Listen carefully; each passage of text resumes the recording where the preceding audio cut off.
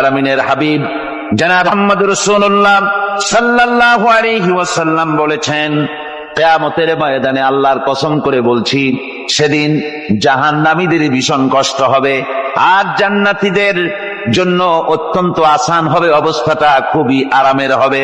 নবীজি বলেন,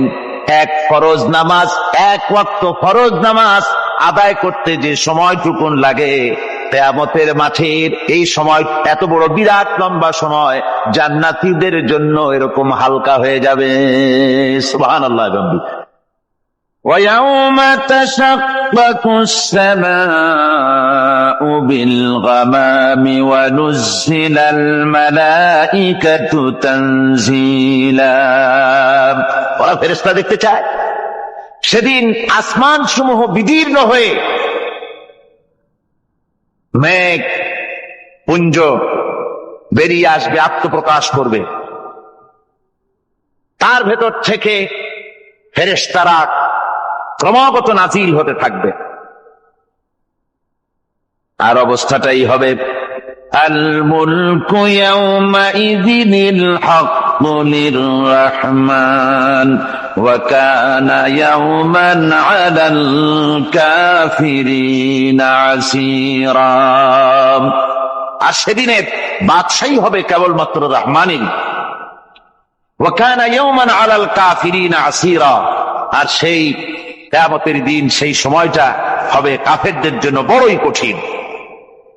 এখানে কিয়ামতের কিছু কথা বলা হচ্ছে, কিছু আভাস দেওয়া হচ্ছে যে আসমান সমূহ বিদীর্ণ হয়ে মেঘ পিণ্ড বেরিয়ে আসবে এবং তার থেকে ক্রমাগত ফেরেশতারা নাজিল হতে থাকবে। إذا السماء فطرت وإذا الكواكب انتثرت وإذا البحار فجرت وإذا القبور بعثرت। যখন আকাশসমূহ চূর্ণ বিচূর্ণ হয়ে যাবে আর তারকাসমূহ বিক্ষিপ্ত হয়ে পড়বে, সমুদ্র মহাসমুদ্রগুলি দীর্ণ বিদীর্ণ হয়ে যাবে, কবরগুলি সব উদ্গীরণ করে দেবে, তার মধ্যে যা আছে সে সবগুলি। আবার আল্লাহ পাক বলেন, ইযাশ শামসু কুবিরাত ওয়া ইযান নুজুমুন কাদারাত ওয়া ইযাল জিবালু সুয়্যিরাত। সূর্য যখন ঢেকে যাবে, তারকাগুলি যখন বিপর্যস্ত হয়ে যাবে আর পাহাড়গুলি যখন চালিয়ে দেওয়া হবে, এই দৃশ্য তোমরা দেখতে পাবে। فَإِذَا النُّجُومُ طُمِسَتْ وَإِذَا السَّمَاءُ فُرِجَتْ وَإِذَا الْجِبَالُ نُسِفَتْ। সেদিন অবস্থা এমন হবে, সমস্ত তারকাগুলি স্তিমিত হয়ে যাবে আর আকাশসমূহ দীর্ণ বিদীর্ণ হয়ে যাবে।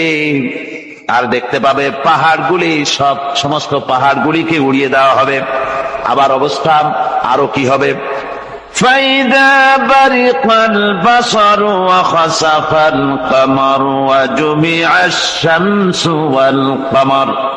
যখন চক্ষু বিস্ফারিত হয়ে যাবে মানুষের, চাঁদ আর সূর্য নিষ্প্রভ হয়ে যাবে, সব একাকার হয়ে যাবে, চন্দ্র এবং সূর্য তার অস্তিত্বকে হারিয়ে ফেলবে।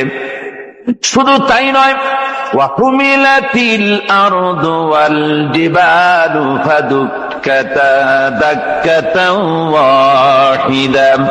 জমিন ও পাহাড়গুলির মধ্যে সংঘর্ষ লাগিয়ে দেওয়া হবে আর তা এক ধাক্কায় জমিন এবং সমস্ত পাহাড়গুলি চূর্ণ বিচূর্ণ হয়ে যাবে।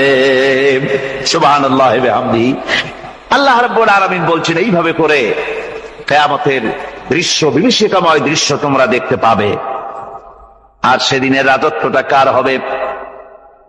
আল মুলকু ইয়াউমাইযিনিল হাক্কু লিররহমান। সেদিনের রাজত্ব হবে কেবলমাত্র রহমানের। অর্থাৎ যেসব কৃত্রিম বাদশাহী দেখে তোমাদের চোখে ধাঁধা লেগে গিয়েছে, তোমাদেরকে দুনিয়ার বাদশাহী দেখে তোমরা ধোঁকায় পড়ে গিয়েছো, এসব বাদশাহী কিছুই টিকবে না সেদিন। সেদিন শুধু বাদশাহী থাকবে একমাত্র আল্লাহ পাকের। কার থাকবে বাদশাহী? যারা বলেন কার? আল্লাহ রাব্বুল আলামিন। যখন কিছুই থাকবে না, ঘোষণা করবেন লিমানিল মুলকুল ইয়াউম লিল্লাহিল ওয়াহিদুল কাহ্হার। আজকে কার রাজত্ব? চারিদিক থেকে আওয়াজ আসতে থাকবে, পরাক্রমশালী আল্লাহ রব্বুল আলামিনের রাজত্ব আর কারো নয়। হাদিস শরীফে এসেছে, বুখারী মুসলিম শরীফের হাদিসে এসেছে, আল্লাহর নবী বলেন আল্লাহ রব্বুল আলামিন তখন তার এক হাতে আকাশ মণ্ডলীকে ধারণ করবেন, আর এক হাতে জমিনকে ধারণ করবেন। আকাশ মণ্ডলী এক হাতে, জমিন এক হাতে। এভাবে আল্লাহ রাব্বুল আলামিন বলবেন আইনাল জাব্বারুন আইনাল মুতাকাব্বিরুন। কোথায় সেই স্বৈরাচারীরা? কোথায় সেই দুর্বিনীত অহংকারী স্বৈরাচার যারা আমার জমিনের উপরে, আমার মানুষের উপরে রাজত্ব চালিয়েছে? তারা আজকে কোথায়? কোথায় সেই অহংকারীরা? আল্লাহ পাক সেদিন যে বলবেন, সেদিন তো বলবেন, কিন্তু দুনিয়ার মাঝেও স্বৈরাচার যারা, অহংকারী যারা, তাদের শাস্তি পৃথিবীর বুকেও দেন, আর সেদিন তো দিবেনই। কত স্বৈরাচার আমরা দেখলাম, কত অহংকারী দেখলাম, যাদের তর্জনী হেননে লক্ষ কোটি কোটি মানুষ উঠত আর বসত। তাদের চিল্লাতির সঙ্গে আল্লাহ রব্বুল আলামিন কতজনকে বিদায় করে দিলেন। ফুলের মালা নিয়ে কুলাতে পারে নাই, পা থেকে শুরু করে গলা পর্যন্ত ফুলের মালা দিয়া ডুবাই দিল ভক্তরা। আবার আল্লাহ রব্বুল আলামিন এমন শাস্তি দিলেন, ফুলের মালার পরিবর্তে জুতার মালা নিয়ে জেলের মধ্যে ঢুকাইয়া দিলেন। ঠিক কিনা গণ? অহংকারী আর স্বৈরাচার যারা হয়, আল্লাহ পাক এভাবে তাদের দৃষ্টান্ত দেখিয়ে দেন। আমরা কত দেখলাম, 9 বছরের রাজা 10 বছরের সাজা। পৃথিবীর মুখে যারা অহংকার করে, যারা স্বৈরাচার হয়, আল্লাহর আইনকে যারা বৃদ্ধঙ্গুষ্টি প্রদর্শন করে, আল্লাহ পাক তাদের জমিনেও দেখান। এখানে চূড়ান্ত ফয়সালা আল্লাহ করেন না, আসল ফয়সালার জায়গা তো আছেই, তবে এখানে নমুনা দেখায় দেন। কিন্তু মুশকিল হচ্ছে, ইতিহাসের সবচাইতে বড় শিক্ষা হলো, ইতিহাস থেকে মানুষেরা শিক্ষা গ্রহণ করে না। একজনে যে কাম করে বিপদে পড়ে, আর একজন এসে আবার সেই পথেই অগ্রসর হয়, নিশ্চিত মৃত্যুর পথে। আমার বন্ধুগণ, আল্লাহ পাক বলছেন সেই দিন আমার রাজত্ব হবে, আর কারো রাজত্ব হবে না। ওয়াকানা ইয়াওমান আলাল কাফিরিনা আসীরা। আর ওই দিনটা, ওই কিয়ামতের দিন হবে কাফেরদের জন্য সবচাইতে কঠিন। সবচাইতে কঠিন হবে কাদের জন্য? কাফেরদের জন্য। কাফের কারা? কাফের হচ্ছে তারা যারা নাকি আল্লাহর আইনকে অস্বীকার করেছে, আল্লাহকে অস্বীকার করেছে, আল্লাহর আইনকে অস্বীকার করেছে। ওরা কি? কাফের। আল্লাহ রাব্বুল আলামিন বলেন, কাফেরদের কথা এখন শোনাচ্ছেন আল্লাহ পাক। والذين كفروا أولياؤهم الطاغوت يخرجونهم من النور إلى الظلمات। যারা কাফের, যারা কুফরি অবলম্বন করেছে, তাদের সাহায্যকারী আর পৃষ্ঠপোষক হচ্ছে তাগুত। তাগুত বলা হয় সেই শক্তিকে, যে শক্তি শুধু নিজেই আল্লাহর আইন অমান্য করে বসে থাকে না, বরং অন্যদেরকেও আল্লাহর আইন অমান্য করতে বাধ্য করে। ওদেরকে আরবিতে কি বলা হয়? তাগুত বলা হয়। আর এই তাগুতি শক্তি, এই তাগুত হয় তার সাহায্যকারী, যা তাকে আলো থেকে টেনে অন্ধকারের ভেতরে নিয়ে যায়। আর কাফের হচ্ছে আল্লাহ পাকের ভাষায়, অর্থাৎ কোরআনের ভাষায়, কাফের হচ্ছে সবচাইতে নিকৃষ্ট প্রাণী, সবচাইতে নিকৃষ্ট জীব। মহাসত্যকে যারা অস্বীকার করেছে, যারা আল্লাহকে মানে না, যারা আল্লাহর কোরআনকে মানে না, যারা ইসলামকে স্বীকার করে না, তারা সবচাইতে নিকৃষ্ট প্রাণী। আল্লাহ রাব্বুল আলামিন বলেন, ইন্না শাররাদ দাওয়াবি ইনদাল্লাহিল্লাযীনা কাফারু ফাহুম লা ইউমিনুন। নিশ্চয়ই আল্লাহর জমিনে সব বিচরণশীল জীব যত আছে, আল্লাহ বলছেন আমার জমিনে বিচরণশীল জীব যত আছে তার মধ্যে সবচাইতে নিকৃষ্ট প্রাণী হলো যারা ঈমান আনে নাই, যারা বিশ্বাস করে না আমি আল্লাহকে, যারা পরকালকে বিশ্বাস করে নাই, যারা কোরআনকে বিশ্বাস করে নাই, যারা ইসলামকে বিশ্বাস করে নাই, পৃথিবীর মধ্যে তারা সবচাইতে নিকৃষ্টতম প্রাণী। আল্লাহ বলেন শুধু নিকৃষ্ট জনক নিকৃষ্ট প্রাণী বললেই সারে না, এরা হলো চতুষ্পদ জানোয়ারের মতো। কে বলতেছেন? আমি বলছি না, কিন্তু আল্লাহ পাক বলতেছেন চতুষ্পদ জানোয়ারের মতো কাফেরেরা। وَمَثَلُ الَّذِينَ كَفَرُوا كَمَثَلِ الَّذِي يَنْعِقُ بِمَا لَا يَسْمَعُ إِلَّا دُعَاءً وَنِدَاءً। এই কাফেরদের দৃষ্টান্ত হচ্ছে সেই রাখালের মতো, যে রাখাল তার পশুদেরকে ডাকে আর ওই পশুরা একটা ডাক শোনে মাত্র, কিন্তু কি যে বলে তা তো পশুতে বোঝেন। কথা বুঝতে পেরেছে?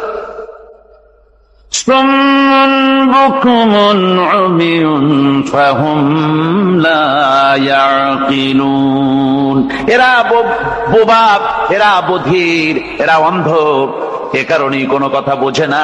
এরা চতুষ্পদ জানোয়ারের চাইতেও নিকৃষ্ট। যাদেরকে আমি আল্লাহ বলেন, যাদেরকে আমি চোখ দিলাম, চোখ থাকতে হক দেখলো না, সব দেখলো। হক দেখে নাই চোখ দিয়া, এই চোখ দিয়া সব দেখলো। নারীর সৌন্দর্য উপভোগ করলো আর নারীর অঙ্গ প্রত্যঙ্গ নিয়ে নানা ধরনের গল্প লিখলো, কবিতা লিখলো, কিন্তু এই সৌন্দর্য যিনি দিলেন তারেও চিনল না। আছে না কত কবি আমাদের দেশে? আমার দেশের সেই কবি জাতীয় পুরস্কার পায় যে কবি নারীর বিশেষ বিশেষ অঙ্গ নিয়ে বেশি করে নির্লজ্জ কবিতা লিখতে পারে, ওই হলো সবচেয়ে বড় কবি। আমার বন্ধুগণ, একজন বুজুর্গ ব্যক্তি তিনি পথ দিয়ে যাচ্ছিলেন, তো সে পথে এক সুন্দরী যুবতী মেয়েকে দেখে সেই যুবতী মেয়ের দিকে এই বুজুর্গ ব্যক্তি এক নজরে তাকায় আছে। তখন এই ঘটনাটাকে কবি এভাবে লিখতেছেন সাজায়: একদা সুখদায়ক প্রমোদা বদন, দর্শন করিবম ঝরিল নয়ন। হেসে কহে সে রূপসী সবিস্ময় মন, কহ দেখি মহাশয় কহ কি কারণ। বিষয় বিরাগী তুমি ভুবনে প্রচার, কি হেতু জন্মিল তব মানস বিকার। সামান্য ললনারূপ করি দর্শন, উচিত না হয় তব অশ্রু বরিশন। বুজুর্গ ব্যক্তি ওই মহিলার দিকে তাকিয়ে তাকিয়ে কাঁদতেছেন। সুন্দরী মহিলা বলেন, আল্লাহর বুজুর্গ বান্দা, আপনি এলাকার ভিতরে বুজুর্গ এবং পীর হিসাবে, বুজুর্গ ব্যক্তি হিসাবে আপনি বিখ্যাত। আজকে আমাকে এখানে দেখে আপনি আমার দিকে তাকায় আমার রূপ উপভোগ করতেছেন আর কাঁদতেছেন। আপনার মতো সংসার বিরাগী মানুষ আমার মতো একটা সুন্দরী মেয়েকে দেখে এভাবে কাঁদা ঠিক না। বুজুর্গ ব্যক্তি বলছেন, হেসে কহিলাম বালে করহ শ্রবণ, নেত্র ঝরে তবু হেতু ভেব না এমন। যে শিল্পী রচিল ওই সুধাংশু বদন, তাহার তরে ঝরে নেত্র নয়নে জীবন। আল্লাহর বান্দি, আমি তোমাকে দেখি কান্দি না, আমার চোখে পানি বেরিয়ে গেছে। তোমারে দেখে আমি মনে মনে ভাবলাম, এত সুন্দর করে যিনি মানুষ বানিয়েছেন, না জানি ওই আল্লাহ রব্বুল আলামিন কত বড় সুন্দর। আমার ভাইরা, সুতরাং চোখ থাকতে ওরা আল্লাহ রাব্বুল আলামিনের কুদরত ওরা দেখে নাই, কান থাকতে কোরআনের আওয়াজ ওদের কানের মধ্যে ঢোকে নাই, বিবেক থাকতে আল্লাহর দ্বীনকে বুঝতে পারে নাই, চিন্তা করতে পারে নাই। আল্লাহ রাব্বুল আলামিন বলেন, উলাইকা কাল্লানাম, এরা হলো চতুষ্পদ জানোয়ার। বালহুম আদাল, শুধু জানোয়ার না, জানোয়ারের চাইতেও নিকৃষ্ট। এমনই জানোয়ার, আল্লাহ বলেন শুধু জানোয়ার না, জানোয়ারের মতো শুধু খায় জনমের মতো। والذين كفروا يتمتعون ويأكلون كما تأكل الأنعام এই কাফেরগুলির কাম শুধু ফুর্তি করা, গান বাজনা, নাটক, গল্প, এই সব কাজ তাদের। নামাজ নাই, রোজা নাই, আল্লাহর চিন্তা নাই, তাহাজ্জুদ নাই, পরেজগারি নাই, শুধু গান আর নাচ। আমার ভাইরা, মুসলমান নববর্ষ উদযাপনের সাথে মুসলমানের কিসের সম্পর্ক? মুসলমান যদি এই দিন উদযাপনই করে তাহলে তাকে করতে হবে ফজরের নামাজ পড়বে। মুসলমান নববর্ষ উদযাপন করবে, ফজরের নামাজ পড়বে, তারপরে কোরআন শরীফ তেলাওয়াত করবে, দরুদ শরীফ পড়বে, আল্লাহর দরবারে হাত তুলে বলবে, রব্বুনা রাব্বিন, একটি বছর পার করে দিলাম, নাফরমানি ছাড়া কিছুই তো করি নাই, বিগত বছরে যা করেছি মাফ করে দাও, আগামী বছরটা গোটা জাতি আর দেশের জন্য কল্যাণকর মঙ্গলময় করে দাও। এটাই তো বলা উচিত ছিল নাকি বলে? তা না করে, তা না বলে, বৈশাখের পরিচালককে না দেখে সরাসরি বৈশাখকে আহ্বান করা হয়েছে। আর বৈশাখ আহ্বান করার মজা জনমের মতো দেখাই দিয়েছে। আল্লাহ রাব্বুল আলামিন তাই বলেন, কাফেররা তাদের কাজ হলো শুধু খাওয়া, তারা এমন খাওয়া খায় জনমের মতো খায়। ইয়াকুলুনা কামা তাকুলুল আনাম, জানোয়ারে যেমন খায় ওই রকম খায়। তার মানে খায়, একটু বিসমিল্লাহ কয় না, খায়া যখন ছেড়ে দেয় তখন আলহামদুলিল্লাহ বলে না। আল্লাহ রাব্বুল আলামিনের সুন্নাত হলো শুকর যদি কেউ আদায় করে আল্লাহ বাড়িয়ে দেন, লা ইন শাকারতুম লাযীদান্নাকুম ওয়া লা ইন কাফারতুম ইন্না আযাবী লাশাদীদ। আমার নিয়ামতের শুকর যদি আদায় করো আমি বাড়ায় দেব, আর যদি নিয়ামতের শুকর আদায় না করো তাহলে মস্ত বড় শাস্তি তোমাদের জন্য রেখেছি। তো আমেরিকা শুকর আদায় করে নিজেরা খাইয়া, কিন্তু ওদের জমিন হলো বিশাল জমিন। আমি কয়েকবার গিয়েছি এবং বহু স্টেট সফর করেছি। ওদের জমিন এত ফার্টাইল, জমিনে যদি রীতিমতো তারা ফসল ফলাতো, এই ফসল সারা দুনিয়ার দরিদ্র ভূমুক্ষ জনতাকে খাওয়াইয়া বাঁচাইতে পারত। কিন্তু ওরা তা করে না। ওরা করে কি? ওরা মুনাফার হার, বাজার দর ঠিক রাখার জন্য নির্দিষ্ট পরিমাণ জমিনের ফসল ফলায়, কিন্তু জমিন এতই উর্বর, ওদের মেজারমেন্ট করা, মাপ করা, হিসাব করা ফসল হয় না, ফসল হয় বেশি। তখন বাড়তি ফসলকে তারা প্রতি বছর লক্ষ লক্ষ টন আলু আর গমকে তারা সমুদ্রে নিক্ষেপ করে।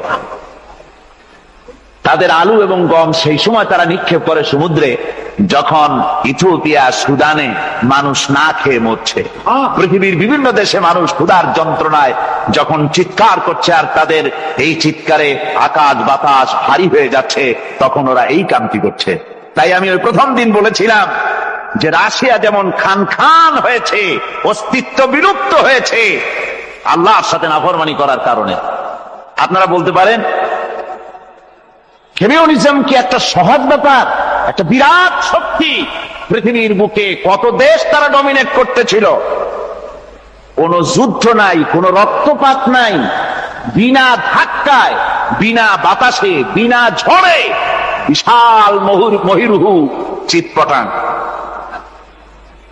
এটা হলো কেন? কেন হলো রাশিয়ার এই দশা? আমি লালদিঘির ময়দানে বলে গেছিলাম, আমি চিন্তা করে যেটা পাইছি সেটা হচ্ছে দুনিয়ার সমস্ত মতবাদ আল্লাহকে কোনো না কোনো প্রকারে স্বীকার করে। তার কথা মানুক আর না মানুক, আছে একটা কিছু, এতটুকুন বলে যে আল্লাহ আছেন বা গড আছে বা একটা কিছু আছে। কমিউনিজম, সমাজতন্ত্র হলো পৃথিবীর একমাত্র নিকৃষ্ট মতবাদ, যে মতবাদ সরাসরি আল্লাহকে স্বীকার করেছে, বলেছে আল্লাহ নাই, দেয়ার ইজ নো গড। তারা ধর্মকে আফিম বলেছে। আল্লাহ পাক তাই কোন যুদ্ধ ছাড়া, কোন মারামারি ছাড়া, কোন রক্তপাত ছাড়া এই বিশাল শক্তিকে উৎকারে উড়িয়ে দিলেন, তুলার মতো হয়ে। গোটা রাশিয়া তুলার মতো হয়ে, পেঁজা তুলা, ধোনা তুলার মতো হয়ে সব উড়ে চলে গিয়েছে, অস্তিত্ব বিলুপ্ত হয়ে গিয়েছে। কিন্তু আমাদের দেশের খুচরা কমিউনিস্টরা এখনো স্বপ্ন দেখে। ওই যে কালকে বলেছি, তারা বলে কলমের খোসা এটা এখনো নষ্ট করা যাবে না, এটা এখনো চালু করা হবে, এখনো চীনে আছে, এখনো। কিউবায় আছে। ওই কিউবা থেকে চীন থেকে ফিদেল কাস্ট্রোর একটু আওয়াজ শোনে, চীন থেকে মিস্টার ব্যাং না কি জানি না, ব্যাং এর আওয়াজ শোনে, আর তাই মনে করে এ বুঝি সমাজতন্ত্রের বিজয়ের গান। না, চীন থেকে আর কিউবা থেকে যে আওয়াজ আজকে উঠতেছে, এই আওয়াজ সমাজতন্ত্রের বিজয়ের আওয়াজ নয়, এটা হলো সমাজতন্ত্রের মরণ যন্ত্রণার গোঙানির আওয়াজ। কাজী এরা দুনিয়ার বুকে শুধু আনন্দ এবং ফুর্তি করে, আল্লাহর হককে, আল্লাহকে চিনতে তারা ব্যর্থ হয়েছে। আল্লাহ রাব্বুল আলামিন বলেন, অবিশ্বাসীদের কৃতকর্ম, তাদের কাজগুলি, তাদের কর্মফল সব নিষ্ফল হয়ে যাবে। ওয়াল্লাযীনা কাফারু আ'মালুহুম কাসারাবিন বিকিআতিন ইয়াহসাবুহুল যামআনু মা। আল্লাহ পাক বলেন, কাফের যারা, অবিশ্বাসী যারা, যারা আমাকে অস্বীকার করেছে, অবিশ্বাস করেছে, তাদের আমলগুলি হলো মরুভূমির মধ্যে মরীচিকার মতো। মরুভূমির মরীচিকা, মানুষ যখন মরুভূমির ভিতর দিয়ে যায়, পানির পিপাসা লাগে, দূরে দেখে পানি চিকচিক করতেছে, আর ওই মরীচিকা যেটাকে সে পানি মনে করেছিল, হাত্তা ইযা জাআহু লাম ইয়াজিদহু শাইআ, যেটাকে সে পানি মনে করে ছুটতেছিল, যখন কাছে গেল আল্লাহ পাক বলেন কিছুই সেখানে পায় না, শুধু মরীচিকা, বালু আর বালু। এরকম করে যারা আমার দিনকে অস্বীকার করেছে, আমাকে অস্বীকার করেছে, তারা যত ভালো কাজ করুক আর যাই করুক না কেন, তাদের কৃত কর্মগুলি এভাবে সব নিষ্ফল। এ হলো এক কথা। 2 নম্বরের কথা হলো, ওরা মনে করেছিল সমাজতন্ত্র শান্তি দেবে, কমিউনিজম শান্তি দেবে, সোশ্যালিজম শান্তি দেবে, ক্যাপিটালিজম শান্তি দেবে। এই শান্তির চিন্তা করে অগণিত মানুষকে হত্যা করে সমাজতন্ত্রের রাজত্ব যখন কায়েম করলো, 70 বছরও চলে গেল, তারপরে তারা দেখলো হাত্তা ইযা জাআহু লাম ইয়াজিদহু শাইআ, কিচ্ছুই পেল না। তারা ক্ষুধার যন্ত্রণায় মরলো, কাপড় নাই, খাবার নাই। তারা ওই রাশিয়া থেকে, চেকোস্লোভাকিয়া থেকে, যুগোস্লাভিয়া দিয়া, রোমানিয়া থেকে, হাঙ্গেরি এবং পোল্যান্ড আর মঙ্গোলিয়া থেকে, সেখানে সমাজতন্ত্র তাড়াতে আমরা যাই নাই। আমরা সেখানে সমাজতন্ত্রের বিরুদ্ধে তাফসীর করি নাই, ব্যাখ্যা করি নাই, বক্তব্য রাখি নাই। ওই সব দেশ থেকে সমাজতন্ত্র তাড়াইছে কে? তারা তাড়িয়েছে? না না, ওরা নিজেরাই, সেই দেশের জনগণই এটাকে উৎখাত করেছে তাদের জমিন থেকে। আল্লাহ পাক বলছেন, যারা আমার দিনকে, আমার বিধানকে যারা অস্বীকার করবে, তারা এই অস্বীকারী অবস্থায় যদি মৌত হয়, প্রাণকে শুধুমাত্র নামাজ, রোজা, হজ, যাকাত আর বেহেশত দোজখ যারা মনে করে, জীবন ব্যবস্থা মনে করে না, এই অবস্থায় যদি মারা যায়, আল্লাহ রাব্বুল আলামিন বলেন, ইন্নাল্লাযীনা কাফারু ওয়া মাতু ওয়া হুম কুফফারুন উলাইকা আলাইহিম লানাতুল্লাহি ওয়াল মালাইকাতি ওয়ান নাসি আজমাইন। আল্লাহ রাব্বুল আলামিন বলেন, আমাকে অস্বীকার করার অবস্থায়, আমার দিনকে, বিধানকে অস্বীকার করার অবস্থায় যদি মৌত হয়ে যায়, তাহলে আল্লাহ, ফেরেশতা এবং তামাম পৃথিবীবাসীর অভিসম্পদ তার উপরে হতে থাকে, লানত হতে থাকে। খালিদিনা ফিহা লা ইউখাফফাফু আনহুমুল আযাবু ওয়া লা হুম ইউনজারুন। এই অভিসম্পদ অবস্থায় তারা সব সময় লিপ্ত থাকবে, না তাদের আযাবকে কমায় দেওয়া হবে, আর না তাদের কোন রকম অবকাশ দেওয়া হবে। ভাইয়ের আমার, হিজরতের রাতে সওর পাহাড়ের ভিতরে যখন তিনি আশ্রয় নিলেন, হযরতে আবু বকর সাথে ছিলেন। হযরতে আবু বকর রাদিয়াল্লাহু তাআলা আনহু বলেন, হুজুর আপনি দাঁড়ান, এটা তো পাহাড়িয়া গুহা, গুহার ভিতরে সাপ থাকতে পারে, বিচ্ছু থাকতে পারে, আমি আগে ঢুকি, বিপদ যদি হয় আমার উপর থেকে হয়ে যাক। গুহার ভিতরে নেমে গুহা সাফ করলেন, এরপরে হুজুরকে ডাকলেন, হুজুর তাশরীফ নিলেন গুহার ভিতরে। এরপরে হুজুর বললেন, আবু বকর পাহাড়ে হেঁটে হেঁটে 2-3টা পাহাড় পাড়ি দিয়া যাওয়া লাগে সোর পাহাড়ে। মদিনার সোজা রাস্তা হুজুর ধরেন নাই, মেসফালার পথ দিয়া জাবালে খেদোয়ার উপর দিয়া 3টা পাহাড় পাড়ি দিয়া তারপরে হুজুর গেলেন সোর পাহাড়ে। গুহার ভিতরে হুজুর তাশরীফ নিলেন, বললেন আবু বকর তুমি বসো, তোমার উরুর উপরে মাথা রেখে আমি একটু আরাম করি। হযরতে আবু বকর বসলেন, হুজুর তার উরুর উপরে মাথা রেখে ঘুমায় গেলেন। আর এরপরে কাফির বেঈমানেরা তালাশ করতে করতে কাফেরেরা এসে গেল পায়ের চিহ্ন দেখে দেখে গর্তের কাছে। হযরত আবু বকর ভয়তে কেঁদে ফেললেন, আহারে আর তো উপায় নাই, এবার তো ধরা পড়ে গেছি, এবার নবীজিকে মেরে ফেলে দেবে। নবীর মহব্বতে, নিজের মহব্বতে নয়, নবীর মহব্বতে কাঁদতেছিলেন। হুজুর বলেন, হুজুরের ঘুম ভেঙে গেল। বলো আবু বকর কাঁদো কেন? ছেলের কথা, মেয়ের কথা, বিবির কথা, বাড়ির কথা মনে পড়লো নাকি? হযরত আবু বকর বলেন, ইয়া রাসূলুল্লাহ, আল্লাহর কসম করে বলি যেদিন ঈমান এনেছি এই কলিজার ভিতরে মা বাপ, স্ত্রী, পুত্র, পরিজন, এমনকি আমার নিজের জীবনের চাইতে আপনারে বেশি ভালোবাসি। তা কাঁদো কেন? কাঁদো কেন? হযরত আবু বকর বলেন, হুজুর ধরা পড়ে গেছি, কাফেররা এসে গেছে, গর্তের কাছে তাকালি আমাদের দেখতে পাবে, আমরা তো মাইনরিটি, ওরা তো মেজরিটি, আমরা তো ধরে মারি ফেলাই দেবে, আপনাকে মেরে ফেলে দেবে, এই জন্য কাঁদি। আল্লাহ রাব্বুল আলামিন হুজুর তখন কি দৃঢ়তা, কি অবিচলতা, কি ধৈর্যের পাহাড় সম মনোবৃত্তি তখন দেখালেন। আল্লাহ কোরআন শরীফে চিরকাল যাতে মানুষেরা হেদায়েত নিতে পারে সেজন্য হুজুরের কথা উঠায় দিলেন কোরআনে। আল্লাহ পাক বলেন, ইযহুমা ফিল গার ইয ইয়াকুলু লিসাহিবিহি লা তাহজান ইন্নাল্লাহা মা'ানা। ও বন্ধু, ভয় পেও না, আল্লাহ আমাদের সাথে আছেন। সুবহানাল্লাহ গো, আল্লাহ আমাদের সাথে আছেন। আমরা মাইনরিটি নই, আমরা মেজরিটি। আল্লাহ আছে আমার সাথে, ভয় পাওয়ার কোনো কারণ নেই। সুবহানাল্লাহ। আল্লাহ পাক বলেন, فأنزل الله سكينته عليه وأيده بجنود لم تروها। আমি এদের অন্তরের ভিতরে আমি শান্তি নাজিল করে দিলাম, প্রশান্তি দিয়া দিলাম, আর আমি সাহায্য করলাম, আর এমন সব সৈন্য পাঠায় দিলাম যে সৈন্যগুলি তোমরা দেখতে পাও নাই। সুবহানাল্লাহ ওয়া বিহামদিহি।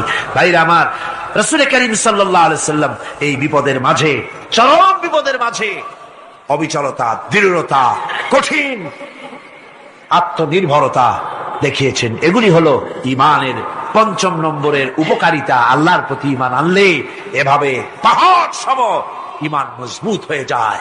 জেলের পরোয়া করি না, ফাঁসির পরোয়া করি না, শহীদ হওয়ার পরোয়া করি না, মেরে ফেলে দেবে, উড়ায় দেবে, হত্যা করবে, পরোয়া করি না। পরোয়া করি কেবলমাত্র কাকে? যারা বলেন কারে? এইরকম মুসলমান হাজার হাজার লাখ লাখ দরকার নাই, 313 জন যথেষ্ট। কয়জন যথেষ্ট? 313 জন যথেষ্ট। বদরে যারা জান দিয়ে, মাল দিয়ে দ্বীনকে প্রতিষ্ঠিত করেছিলেন, এরকম 313 জনই যথেষ্ট ছিল। এই দৃঢ়তা, এই অবিচলতা, এই ঈমান, এই ধৈর্য শিক্ষা দেয়, এই উপকার করে ঈমান বিল্লাহ। আল্লাহর প্রতি ঈমান আনলে এভাবে পাহাড়ের মতো শক্ত হয়ে যায় কলিজা। কোন আলহামদুলিল্লাহ। আমার বন্ধুগণ, এবার আমি বলবো সর্বশেষ উপকারের কথাটা বলি, মোনাজাত ছেড়ে দেব। কয়টার কথা বলছিলাম? উপকার 6টা উপকারের কথা বলেছি। অনেকগুলি বৈশিষ্ট্য, অনেকগুলি উপকারের মধ্যে আল্লাহর প্রতি ঈমানের 6টা উপকারের কথা 5টা বলা হয়ে গেছে। এবার 6ষ্ঠ নম্বর এবং শেষ নম্বর, এটা হচ্ছে আল্লাহর প্রতি ঈমান আনলে পরে তার দ্বারা সবচাইতে বেশি ফায়দা পায় সমাজ এবং রাষ্ট্র। কোন আলহামদুলিল্লাহ, কোন আলহামদুলিল্লাহ। আল্লাহর প্রতি ঈমানের দ্বারা নৈতিক সংশোধন হয় এবং রাষ্ট্র আর সমাজ সবচাইতে বেশি উপকৃত হয়। কারণ হলো ঈমানদার ব্যক্তি আল্লাহর প্রতি যে ঈমান এনেছে তার মনের মধ্যে ধারণা এটা হয়, আমার কোনো কাজ তো গোপন থাকে না। ইন্নাল্লাহা লা ইয়াখফা আলাইহি শাইউন ফিল আরদি ওয়ালা ফিস সামা। আল্লাহর কাছে গোপন বলতে কিছু নাই, আকাশেও নাই, জমিনেও নাই, কোনো কিছু গোপন নাই। সুতরাং আমি যা করি সব আল্লাহ দেখেন এবং শোনেন। এমনকি মানুষ যে কল্পনা করে, সে কল্পনাও আল্লাহ টের পায় না, নাকি টের পায় কিনা? وَإِن تُبْدُوا مِنْ أَنفُسِكُمْ أَوْ تُخْفُوهُ يُحَاسِبْكُم بِهِ اللَّهُ। মনের ভিতরে যে কল্পনা করো, আল্লাহ পাক বলেন এই কল্পনারও হিসাব আমি রব্বুল আলামিন তোমার কাছ থেকে নেব। ফায়ুআযযিবু মান ইয়াশাউ, যারে খুশি শাস্তি দেব, আর যারে খুশি আমি মাফ করে দেব। জোরে বলেন সুবহানাল্লাহ। ফায়াগফিরু লিমান ইয়াশা ওয়া ইউআযযিবু মান ইয়াশা, যারে খুশি মাফ করব, যারে খুশি শাস্তি দেব, কল্পনারও হিসাব নেব। এই কথা মুমিনের যদি জানা থাকে, তাহলে আর তার কোনো চিন্তা থাকে না, তার নৈতিক চরিত্র ভালো হয়ে যায়। কোন সুবহানাল্লাহ।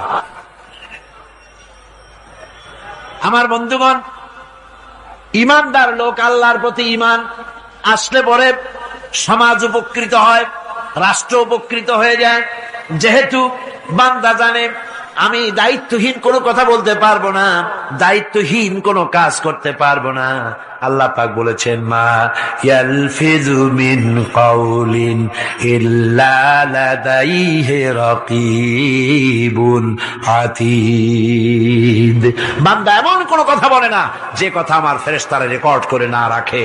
কাজী মুমিন ব্যক্তি আল্লাহর ভয়তে দায়িত্বহীন কথা বলবে না। নির্বাচন আসলে পরে রাস্তা সোনা দিয়ে বান্দায় দেব, এই করব সেই করব, না খাইয়া কেউ মরবেন না।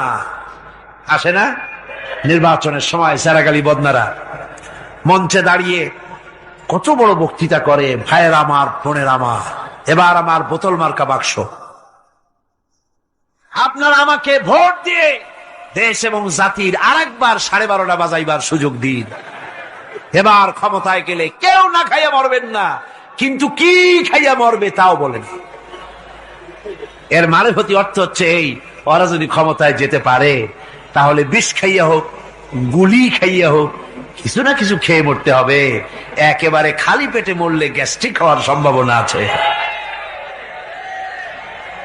ঈমান বিল্লাহ যদি না থাকে, আল্লাহর ভয় যদি না থাকে, তাহলে দায়িত্বহীন কথা বলে।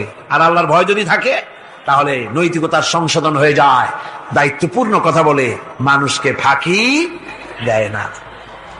আমার বন্ধুগণ, আল্লাহ রাব্বুল আলামিন তার বান্দা যারা আল্লাহকে ভয় করে, সে ভয় করা বান্দাগুলির মনের মধ্যেই চিন্তা এসে যায়, আমি যেখানে থাকি না কেন আল্লাহ আমাকে দেখতেছেন, শুনতেছেন। রাতে হোক দিনে হোক, যেখানে আছি আল্লাহ আমারে দেখতেছেন। আল্লাহ পাক বলতেছেন, ওয়া হুয়া মাআহুম ইজ ইউবাইতুনা মা লা ইয়ারদা মিনাল কওলি ওয়া কানা আল্লাহু বিমা ইয়ামালুনা মুহীতা। আল্লাহ পাক বলেন, আমি তো আমার বান্দার নিকটে তখনও থাকি যখন সে গোপনে গোপনে রাতের বেলায় আমার মর্জির খেলাফ পরামর্শ করে, আমার মর্জির খেলাফ পরামর্শ করতেছে।